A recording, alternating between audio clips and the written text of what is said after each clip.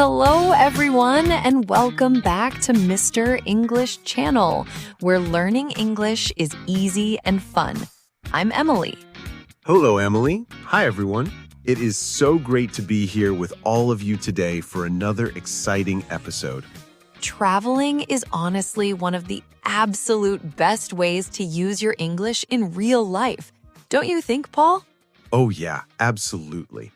When you travel, the language suddenly pops off the page and becomes real survival skills. Exactly. From the moment you step into the airport to checking into your hotel, asking for directions, or ordering a meal, every single conversation is a chance to build your confidence. But let's be honest with our listeners right now. Have you ever walked up to a customs officer or a hotel desk, felt your heart beating fast, and suddenly forgot every English word you know? Yes, that tight feeling in your chest is so common. You know what you want to say in your head, but when it's time to speak, your mind just goes totally blank. And that happens because traveling brings a little bit of stress. You're tired from a long flight, there's a line behind you, and you just want everything to go smoothly. But don't worry at all, because today we are going to fix that together. We'll teach you the natural travel dialogues, practical expressions, and everyday vocabulary that native speakers actually use. That's right. By the end of this episode, you will know exactly what to say at the check-in counter, in a taxi, and when exploring a new city. And don't miss our special practice conversation at the end of the episode. It's the perfect way to prepare for your next big trip and speak English with total confidence. So, Emily, let's pack our bags and jump right in. Where does our travel journey begin today? It begins at the airport, Paul. Let's talk about that very first moment when you walk up to the airline check-in desk with your luggage. Ah, yes. That's usually the big test, isn't it? What is the number one thing the airline agent will ask you right away? They will almost always say, "May I have your passport and ticket, please?" It is a simple start, but it can make people nervous. Yep, and the best way to answer is just to smile and say, "Here you go," or "Here is my passport." Keep it simple. Exactly. You don't need a long, complicated sentence there. Just hand them your documents and say, "Here you go." What about bags, Emily? I always see travelers getting confused when the agent asks about their suitcases. Right. The agent will usually ask, "Are you checking any bags today?" That means putting your big suitcase under the airplane. And if you only have a small backpack, you can just say, "No, just this carry-on." A carry-on is the bag you bring inside the plane with you. Yes, that is such an important travel word to know. And if you do have a big suitcase, you just say, "Yes, I need to check this one." What if your bag is a little too heavy? I saw a guy at the airport last month opening his suitcase on the floor and wearing 3 winter jackets. Oh no, that is the worst feeling. To avoid that surprise, you can ask the agent, "What is the weight limit for this bag?" That is a great question to ask. And what about seating? I'm definitely a window seat guy because I love looking at the clouds. I am totally the opposite, Paul. I need an aisle seat so I can stand up and stretch my legs without climbing over anybody. So, how can our listeners ask for their favorite seat without sounding rude or demanding? You can use the word possible, which sounds very polite. Just ask, "Is it possible to get an aisle seat?" Or, "Could I get a window seat, please?" Is it possible to get a window seat? That sounds so natural and friendly. Agents love it when you ask nicely like that. Now, Paul, let's fast forward a few hours. You landed safely, you walked off the plane, and now you face the biggest travel moment of all, passport control. Oh man, immigration. Even when I am traveling on a normal vacation, walking up to that booth always makes me feel like a secret agent in trouble. I know, right? Those officers are usually very serious, but their questions are actually very standard and predictable. What is the classic question every single border officer asks when you hand them your passport? They will look at you and ask, "What is the purpose of your visit?" They just want to know why you are entering their country. And this is where so many learners make a tiny mistake. They get nervous and start telling a whole 10-minute story about their life. Exactly. Please don't tell the officer your whole life story. Keep your answers short, clear, and direct. Yep, just say 2 simple words: on vacation or for tourism. If you're traveling for your job, just say on business. That is really all they need. "I'm here on vacation" is the gold standard answer. What is the second question they usually ask right after that, Paul? They almost always ask, how long will you be staying? They want to know the exact duration of your trip. And again, keep it simple. Just give them the time frame. You can say for 10 days or for 2 weeks. Exactly. I'll be here for 2 weeks. And sometimes they might ask where you are sleeping, like where will you be staying? For that one, just give them the name of your hotel. Say, at the Marriott Hotel downtown, or show them your booking paper on your phone. Showing the booking on your phone is such a great pro tip.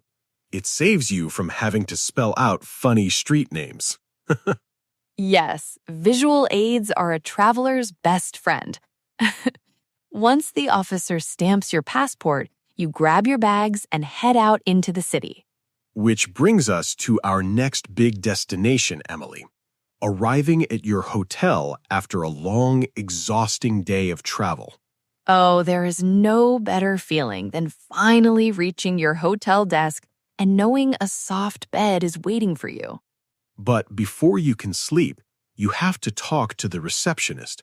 What is the smoothest way to start that check-in conversation? The most natural phrase to use is, "I have a reservation under the name," and then say your last name. I have a reservation under the name Silva. That sounds so professional. What if you arrived a little too early in the morning? That happens a lot when you take a red-eye flight. You can politely ask, "Is it possible to check in early?" And if the room isn't ready yet, what can you ask them to do with your heavy suitcases while you wait? Just ask, "Could you store my luggage for a few hours?"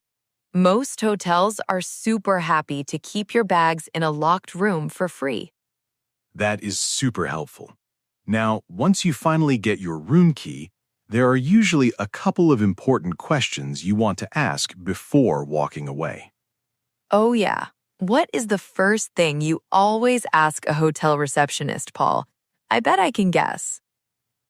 You already know me too well, Emily. My first question is always, what time is breakfast served? Food is my top priority. I knew it. And that is a fantastic question. You can also ask, "Where is the breakfast room located?" What about the internet, Emily? We all need to send photos to our families and check maps on our phones. Right. You can ask, "Could I have the Wi-Fi password, please?" Usually they print it right on that little paper folder holding your room key. But what happens if you get up to your room and discover a small problem, like maybe there are no clean towels in the bathroom? That is such an important situation to talk about. Sometimes learners feel too shy to ask for help when something is missing in their room. Exactly. You don't need to feel embarrassed or angry. Just call the front desk and use the phrase, "Could we get some extra?" Yes. "Could we get some extra towels, please?" Or, "Could we get some extra pillows?" It is polite, direct, and solves the problem in seconds. And if the street outside is super noisy and you can't sleep, you could even ask, Is it possible to move to a quieter room? Absolutely. Hotel staff want you to have a good stay, so speaking up nicely always gets you a great result. Hey, Emily, before we head out of the hotel and grab a taxi to explore the city, let's take a quick moment for our wonderful listening family. Oh, yes. If you are enjoying this travel episode and learning helpful phrases today, please take 1 second to like this video and subscribe to Mr. English channel. It really helps us support more learners just like you all around the globe. And make sure to share this episode with a friend who loves traveling. We also want to hear from you in the comments below. Tell us, what is your favorite dream travel destination in the whole world? Oh, I can't wait to read those comments. Maybe I'll get some inspiration for my next summer vacation. Me too. Now, let's step outside the hotel doors and talk about getting around a new city using taxis and ride-sharing apps. This is where real-life English becomes super practical. When you get into a taxi, how do you give the driver your destination clearly? Instead of just shouting a street name, you can use the polite phrase, "Could you take me to," and then add the place. Could you take me to the downtown art museum, please? That sounds so much friendlier than just pointing at a map. It really does. And if you are taking a traditional city taxi without an app, it is always smart to ask about the money before the car moves. Oh yeah, nobody wants an expensive surprise at the end of the ride. How can our listeners ask about the cost? You can ask the driver, "How much will the ride cost approximately?" Or simply, "Do you use a meter?" Do you use a meter is such a crucial question in big cities. It ensures you pay the exact official price for your distance. What if the driver asks which way you want to go, Paul? Sometimes they know 2 different roads to get to the same place. If you don't know the city, just say, "Whichever way is fastest, please." That trusts the driver to avoid the bad traffic. I love that. Whichever way is fastest. And when you finally arrive at your destination, how do you tell the driver where to stop the car? You can say, "You can drop me off right here." Or, "Right at that corner is perfect, thank you." You can drop me off right here. That is such a natural expression. And don't forget to ask for a receipt if you need to track your travel spending. Just say, "Could I get a receipt, please?" Simple, easy, and you are ready to explore the tourist attractions. Now, speaking of exploring and practicing your conversation skills, Paul, how can our listeners practice all these amazing travel dialogues at home before their trip? I am so glad you asked, Emily, because our wonderful listeners can practice anytime with our smart assistant, Mr. English AI. That's right. Mr. English AI is designed to help you practice the exact English from this episode, chat with you anytime, and help you improve faster than ever.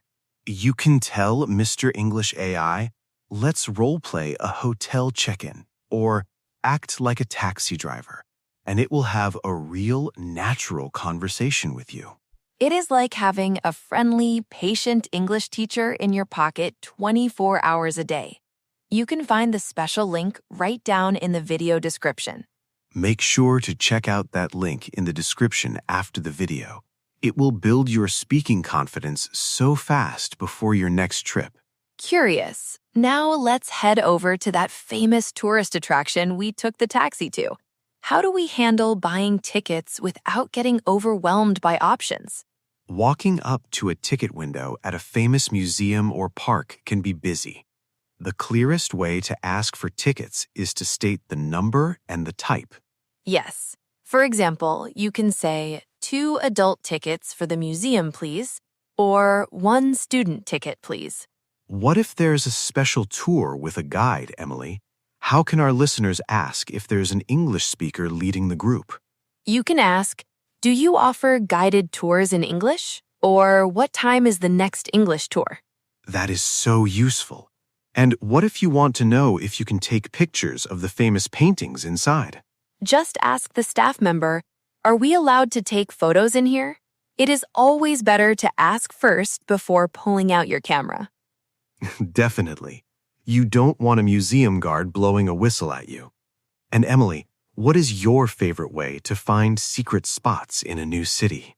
Oh, I absolutely love asking local people for their personal advice. Local staff at museums or coffee shops always know the best places that aren't in guidebooks. That is such a great travel secret. What exact phrase can our listeners use to ask a local person for a good recommendation? You can ask, are there any good local spots around here? Or, where do locals like to eat around here? Where do locals like to eat around here? Whenever I ask that question, I always end up finding the most delicious food of my entire trip. Me too. It opens up a whole new world of travel experiences. Now, Paul, I think it is time to slow things down and revisit some key vocabulary. You know what that means, everybody. It is time for our favorite vocabulary spotlight, pocket words. That's right.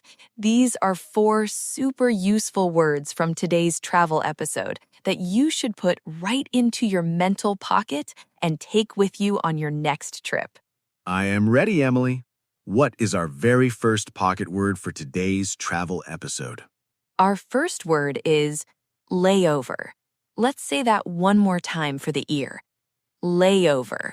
A layover is when your airplane stops in a middle city for a few hours before you fly to your final destination. Exactly. For example, you could say, we have a 3-hour layover in Atlanta before flying to Paris. I actually love a good layover if the airport has great coffee shops and bookstores to explore. What is our second pocket word, Emily? Our second word is reservation. Let's repeat that together. Reservation. A reservation is an arrangement you make in advance to save a hotel room, an airplane seat, or a table at a restaurant. Yes, you might say to your friend, I made a reservation for 2 rooms at the beach resort for next month. Making a reservation early is the best way to sleep peacefully on your vacation. What is our third pocket word today, Emily? Our third expression is a phrasal verb, drop off. Let's say that again. Drop off. To drop someone off means to take them to a place in a car and leave them safely there. Right. You could tell your taxi driver, could you please drop me off right in front of the train station?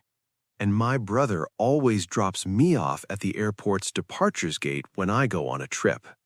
What is our fourth and final pocket word, Emily?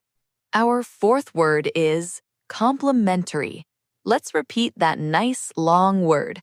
Complimentary. Ooh, that sounds like a fancy word. What does complimentary actually mean when you were staying at a hotel? It is simply a polite, professional way of saying that something is completely free of charge. You don't have to pay for it. Oh, I love free things. For example, a hotel receptionist might tell you, we offer complimentary Wi-Fi and complimentary morning coffee in the lobby. Those are the best words a traveler can hear. Now that we have these great words in our pocket, Paul, let's polish up our sentences. Oh yes, it is time for our next fun segment, Smooth It Out. This is where we take a simple learner sentence and upgrade it so it sounds much smoother, more natural, and just like a native speaker. Let's look at our first learner sentence today. Imagine you are getting into a taxi and you say, I want to go to hotel. How can we smooth that out? Saying, I want to go to hotel gets the basic idea across, But to sound smoother and more polite, you can say, "Could you take me to the Marriott Hotel, please?" Oh, wow. Could you take me to the Marriott Hotel, please? That sounds so much more natural and respectful to the driver. It really does. Using "could you take me to" softens the sentence and makes it sound like a friendly request instead of a command. What about checking in at the hotel? Sometimes learners walk up to the front desk and say, "Give me room key." How do we upgrade that? Instead of the blunt phrase, "give me room key," let's smooth it out to, "Hi, I'm checking in under Silva, please." Hi, I'm checking in under Silva, please. That immediately tells the staff what you need while sounding super confident and polite. Exactly. And let's do one more for finding good food. What if a learner asks a local person, "Where is good food?" Where is good food is understandable, but how can we make it sound like a seasoned world traveler asking a local friend? We can smooth it out to, "Are there any good local restaurants around here?" Are there any good local restaurants around here? I love how smooth that flows off the tongue. It invites the person to share their favorite neighborhood spots. Yes, small upgrades like those make a huge difference in how comfortable you feel speaking. And now it is time to put everything together. That's right, everyone. It is time for our real-life practice conversation. In this dialogue, Paul and I will role-play a realistic hotel check-in after a long flight. Notice how we use today's phrases, questions, and pocket words in action. I will be the friendly hotel receptionist, and Emily will be the tired traveler arriving at the desk. Let's listen. Hello, good afternoon. I have a reservation under the name Emily Taylor. Good afternoon, Miss Taylor. Welcome to the Grand City Hotel. Let me pull up your reservation right now. Yes, I see it here. A single room for 4 nights. May I have your passport and credit card, please? Here you go. Also, is it possible to get a room on a high floor? I would love to have a nice view of the city if one is available. Absolutely. I have a lovely room available on the 12th floor for you. It is super quiet and has a great view. And just so you know, we offer complimentary breakfast every morning from 7 to 10 in the lobby. Oh, that is wonderful news. Could I also get the Wi-Fi password, please? Of course. It is printed right here inside your keycard folder. Here are your keys, Miss Taylor. If you need any extra towels or recommendations for local spots, just call the front desk anytime. Thank you so much for your help. You made check-in so easy. Have a wonderful day. And cut? Wow, Emily, that was such a smooth check-in. I think you are totally ready for a world tour. Thank you, Paul. And to all of our amazing listeners, see how simple and natural travel conversations can be when you use these patterns? You really don't need to use complicated grammar or huge words when you travel. Just be polite, use these simple phrases, and don't be afraid to speak up. That is the absolute truth. You are going to do so great on your next journey. Thank you so much for spending your time learning with us today. Yes, thank you, everybody. Don't forget to subscribe to Mr. English channel, give this video a big thumbs up, and leave us that comment about your dream travel destination. Keep practicing your English every single day. Have safe and amazing travels, and we will see you right back here next time. Goodbye, everyone. Bye, everyone. Happy travels. See you next time.